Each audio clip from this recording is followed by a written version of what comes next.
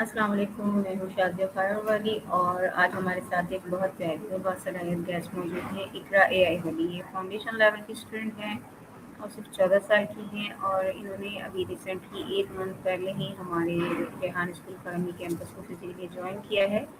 तो आज जो है हम इंटरव्यू टास्क 15 इंटरव्यू कर रहे हैं। तो हम सबसे पहले इकरा को वेलकम करेंगे और फिर इकरा से जो है इंट्रोडक्शन लेंगे। अस्सलाम वालेकुम इकरा, कैसी हैं आप? वालेकुम अस्सलाम, अल्हम्दुलिल्लाह मैं ठीक, आप बताएँ?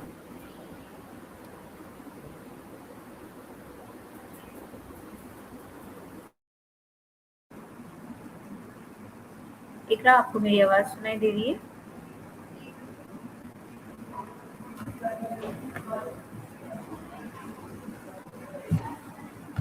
सो इकरा, सबसे पहले जो है आप हमारे व्यूवर्स को अपना एक इंट्रोडक्शन दे दीजिए कि आप क्या करती हैं और कहाँ से बिलॉन्ग करती हैं और पहले आप क्या करती थी?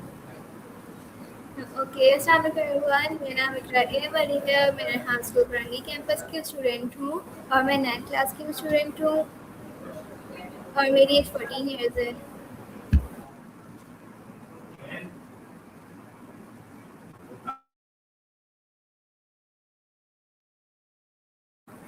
सो इकरा, सबसे पहले तो आप हमें ये बताइए कि आपको यहाँ रेहान स्कूल ज्वाइन करके कैसा लग रहा है? यहाँ तो बैग वगैरह नहीं होते और कुछ बुक्स भी नहीं होती, तो अभी तक जो आप पिछले 8 साल या उससे ज़्यादा और जो भी आपने स्कूल में गुज़ारे हैं, वो कैसा लाइफ़स्टाइल था और अभी आप कैसा फ़ील कर रही हैं कि आपको कोई बैग वगैरह नहीं लेना होता, कोई किताबें वगैरह नहीं होती?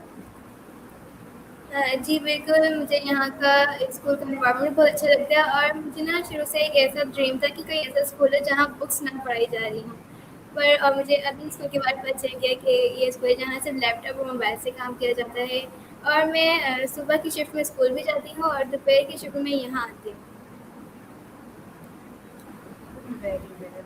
अच्छा, मुझे ये बताइए आप कौन-से लेवल की स्टूडेंट हैं यहाँ पर? जी, मैं फाउंडेशन लेवल की स्टूडेंट हूँ। ओके, तो थोड़ा-सा हमारे व्यूअर्स को ये बता दीजिए कि फाउंडेशन लेवल की स्टूडेंट होने से मतलब क्या है? मतलब फाउंडेशन लेवल क्या होता है?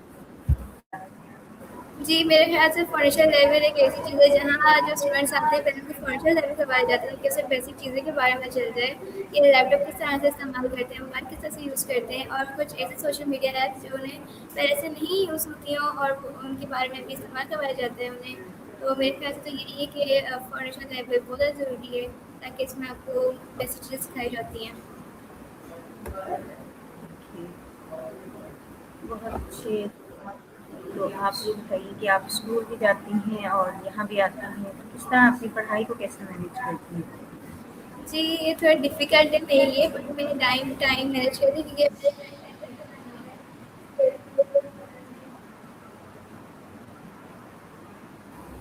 अच्छा, आपने कहा कि आप जो है वो बहुत डिफ़िकल्ट होता है आपके लिए मैनेज करना, तो आपकी डेली रूटीन क्या होती है? आप किस तरह से मैनेज करती हैं सब कुछ? जी, मेरी डेली रूटीन तो यही है कि मैं सुबह जब स्कूल जाती हूँ, वहाँ से तो मैं 2 बजे तक आ जाती हूँ। फिर वहाँ से आने के बाद मैं मतलब ज़ोहर की नमाज़ पढ़ने के बाद फिर मैं खाना-वाना खाकर मैं यहाँ आ जाती हूँ, तो फिर थोड़ा डिफ़िकल्ट कि रेस्ट करने का टाइम भी नहीं मिलता। फिर मैं यहाँ से फिर मैं वहाँ 5 बजे तक जाती हूँ अपने घर पे, फिर वहाँ मुझे जाते के साथ में टास्क कंप्लीट करने होते हैं और नमाज़ भी पढ़नी पड़ती होती है और स्कूल में जो होमवर्क मिलता है, वो भी करना पड़ता है। तो मेरे लिए तो इसलिए बहुत डिफ़िकल्ट बट मैं मैनेज कर लेती हूँ। अच्छा, अब आप थोड़ा-सा जो है अपनी स्कूल लाइफ़ जो अभी तक आपकी जर्नी है उसके बारे में बताएँ। और क्योंकि आपने यहाँ 1 महीना यहाँ भी स्पेंड कर लिया है, डेली रूटीन में आप 2 घंटे यहाँ स्पेंड करती हैं। तो आप मतलब मुझे ये बताइए यहाँ का एनवायरनमेंट कैसा है और आप कैसे मैनेज करती हैं? जी मैं यहाँ स्कूल में आती हूँ और इस टाइम को मैं अच्छे से मैनेज कर लेती हूँ।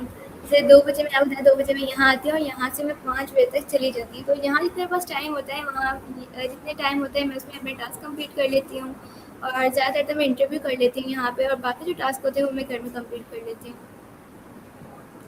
और स्कूल का जो आपकी स्कूल की जो जर्नी है वो इससे ये डिफरेंट है, तो किस तरह से आपको डिफरेंट लगता है?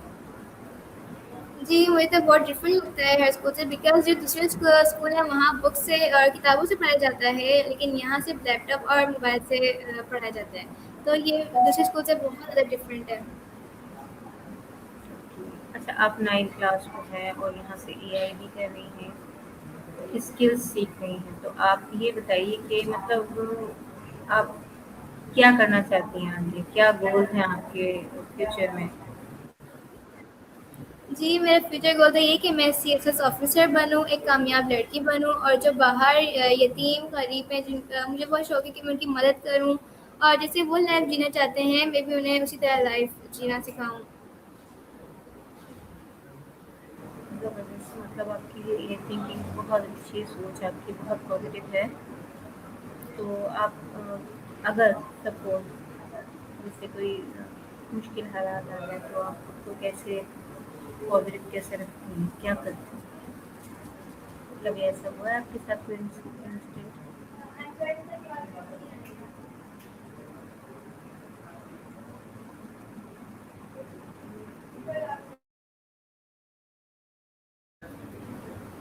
मैंने ये पूछा है, आ रही है आवाज़? मैंने पूछा है कि आपके ड्रीम्स बहुत अच्छे हैं, गोल्स बहुत अच्छे हैं, बहुत ज़बरदस्त हैं। लेकिन मैं ये पूछना चाह रही हूँ कि अगर जैसे पॉज़िटिविटी तो है आपके अंदर, लेकिन अगर जैसे कभी मुश्किल हालात आ जाएँ, जैसे आप चाहती हैं कि आगे जाकर आप ये तमाम काम करना चाहती हैं जो आपने कहे और लोगों की हेल्प भी करना चाहती हैं। तो ऐसे कभी कोई डिफ़िकल्टी आ जाए, कोई प्रॉब्लम आ जाए, मुश्किल हालात आ जाएँ, तो आप खुद को कैसे कंपोज़ करेंगी? क्या करेंगी? खुद को कैसे पॉज़िटिव रखेंगी? जी, बिल्कुल, आपने ठीक कहा। ऐसे तो होता है कि मुश्किलात आ ही जाती हैं, लेकिन आपको उसका सामना करना पड़ता है। ये नहीं कि आपको सामना ना करें और आप जाके कोने में जाके छुप जाएँ, ऐसा नहीं है, बिल्कुल सामना हाँ, करना तो पड़ता है आगे जाने के ज़्यादातर लिए। लोग यही करते हैं ना, मुश्किलात से पीछे जी, छुड़ा लेते हैं, जान छुड़ाकर भाग जी, निकलते हैं। वही होता है, फिर वो लोग आगे कामयाब होते ही नहीं है ना। तो उस मुश्किल का आपको सामना करना पड़ेगा पहले उसको। आपको पता है हर सवाल का कोई ना कोई सॉल्यूशन होता ही है, तो इस मुश्किल का भी कोई ना कोई सॉल्यूशन होगा और आप उसे सॉल्व करेंगे पहले तो। राइट। अच्छा, मेरे पास एक सवाल आपके लिए ये भी था कि आपकी कौन-सी अच्छी आदत है जिस पर आपको फ़ख्र है? लेकिन मुझे ऐसा लगता है कि आपकी जो अच्छी आदत है वो मुझे वैसी नज़र आ रही है कि आपके अंदर पॉज़िटिविटी बहुत है। तो वेरी गुड, और ऐसे ही रहिएगा इंशाल्लाह। खुद को ऐसे ही रखें, दूसरों को देखकर खुद को नेगेटिविटी की तरफ नहीं लेकर जाइएगा। क्योंकि हमारे यहाँ पाकिस्तान में बेसिकली जो है वो सबसे पहले हम जो बच्चों को सिखाते हैं ना, बेटा ये नहीं करो, वो नहीं करो, तो हम पहले ही नहीं का वर्ड सिखा देते हैं। तो वो जी, नहीं हमें नेगेटिविटी की तरफ ले जाता है। अच्छा, इसके अलावा मुझे ये बताइए कि पढ़ने के अलावा, एआई सीखने के अलावा क्या आपकी और कोई हॉबीज़ हैं? जी, मेरी एक फ़ेवरेट हॉबी है, वो है ड्राइविंग। और मेरे को शौक है मैं ड्राइविंग करूँ और मैं चाहती हूँ कि मुझे कहीं ऐसा फ्री टाइम मिले जब मैं ड्राइविंग सीखूँ, वो भी अपने बाबा से। अच्छा, आपके बाबा ड्राइव कर लेते हैं, मतलब क्या ड्राइव करना चाहती हैं? Bike, car? मैं कार। सीख लें फिर मुझे भी सिखा दीजिएगा। जी, क्योंकि मुझे बिल्कुल। बाइक सीखने का बहुत शौक है, लेकिन मुझे कोई सिखा नहीं रहा है, पता नहीं क्या प्रॉब्लम है। लेकिन सब कहते हैं कि नहीं आप नहीं सीखे हैं, मुझे नहीं समझ में आ रहा, लेकिन मैं मुझे बहुत इंटरेस्ट है कि मैं बाइक ड्राइविंग सीखूँ। अच्छा, एक चीज़ और, आपको क्या पूरा एक माशाल्लाह फैमिली बैकग्राउंड है, तो आपको घर में सबसे ज़्यादा किसके साथ फ्रेंडली हैं पेरेंट्स में से? मैं हर किसी से जिससे मिलती हूँ उससे फ्रेंडली रहती हूँ और मैं घर में भी अपने पेरेंट्स से और मेरी जो सिस्टर्स हैं उनसे भी फ्रेंडली ही रहती हूँ। मतलब ऐसे मेरा पूछने का जो मतलब था वो ये था कि आप मम्मा से ज़्यादा क्लोज़ हैं या फादर से? मैं अपनी मम्मा से ज़्यादा क्लोज हूँ। और मम्मा क्या करती हैं आपकी? मेरी मम्मा हाउस वाइफ है, हाउस को मैनेज करती हैं। अच्छा, मुझे ये बताइए कि हमारी ये जो एआई स्किल्स हैं, इसमें बहुत सारी चीज़ें हैं, कोडिंग है और एडिटिंग है, इसके अलावा कैनवा पोस्ट है जिसमें बच्चे एडिटिंग सीखते हैं और ग्राफिक डिज़ाइनिंग भी सीखे होते हैं। और उसमें सोशल मीडिया की बहुत सारी ऐसी चीज़ें हैं जिसमें लोगों ने अपने बिजनेस रन किए हैं। तो आपको उनमें सबसे ज़्यादा अच्छी चीज़ कौन सी लगी? किसमें आपका सबसे ज़्यादा इंटरेस्ट किस चीज़ में? एआई के बहुत से ज़्यादा फीचर्स हैं, बहुत से ऐप हैं, जैसे कि पता है कि आजकल के दौर में एआई ने बहुत ज़्यादा काम को आसान कर दिया है और मेरे लिए तो रहता है मैं चैट जीपीटी का ज़्यादा यूज़ करती हूँ क्योंकि स्कूल में होमवर्क ऐसे में ज़्यादा कहीं समझ नहीं आता और मैं खुद पढ़ाई करती हूँ। मैं जितनी मैं कि ट्यूशन अकेडमी जाऊँ और मुझे ना शौक है जाने का, मैं घर में खुद कर लेती हूँ और अलहमदिल्ला मेरी पोजीशन भी आती है। तो किसी किसी को होता है कि मैथ के प्रॉब्लम्स हो जाती है, क्वेश्चन समझ नहीं आते तो वो चैट जीपीटी से पूछ लेते हैं।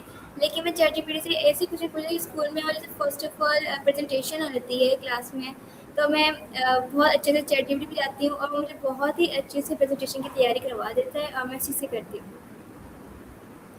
अच्छा जी, जैसे आपने बोला कि चैट जीपीटी से आप वो चीज़ें पूछती हैं जो जैसे प्रेजेंटेशन है, डेमोन्स्ट्रेशन है, जो जिस तरह टीचर्स हमें सिखा रहे होते हैं। तो आप क्या समझती हैं चैट जीपीटी के हवाले से आप क्या कहना चाहेंगे? चैट जीपीटी किस तरह की चीज़ है? हमें यूज़ करनी चाहिए? जी और बिल्कुल। मेरे लिए तो ये होगा कि मैं आप लोग को ये कहूँ कि चैट जीपीटी का आप रोज़ाना इस्तेमाल करें। ये बहुत ज़्यादा अच्छी है। भई आपको कोई भी ऐसा सवाल है कि उसके पास कोई आंसर ना हो, आप हर सवाल उससे कर सकते हैं और वो आप हर सवाल का जवाब भी देगा।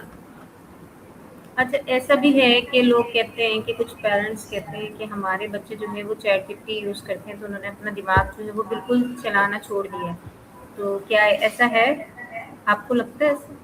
जी, मुझे तो बिल्कुल ऐसा नहीं लगता।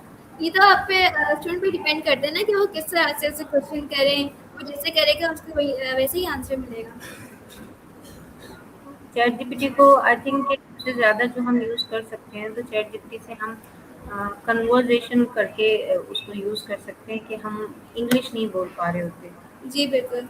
आती भी है तब भी हम कन्वर्सेशन जी। नहीं कर पा रहे होते, क्योंकि हमें पता होता है हमें बोलना क्या है, लेकिन वो अल्फाज जो है यस। नहीं निकल रहे। जी, जिस तरह बिल्कुल। हम जी। फ्रिक्वेंटली बोल रहे होते हैं ना, उर्दू बोल रहे होते हैं, तो उसमें जी। हम इंग्लिश में ना हेजिटेशन होती है। जी, बिल्कुल। अगर हम अपना फोकस ये कर लें कि हमने चैट जीपीटी से डेली कम से कम 10 से 15 मिनट बात करनी है और उससे ये कहना है कि हमें इंग्लिश बोलनी सिखाए और हमें अंडरस्टैंड करना सिखाए कि इंग्लिश में जो है हम किस तरीके से बात कर सकते हैं, और डेली रूटीन में कम्युनिकेट करने के लिए जो सेंटेंसेस होते हैं वो हमें दें।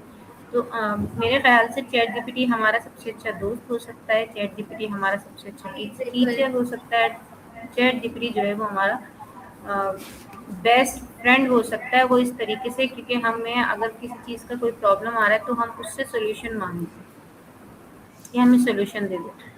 तो अगर कोई हमें बिल्कुल एक्यूरेट तो खैर नहीं मैं कह सकती, लेकिन बहुत अच्छे 2-3 तरह के जो सॉल्यूशन है वो चैट जीपीटी हमें दे देता है।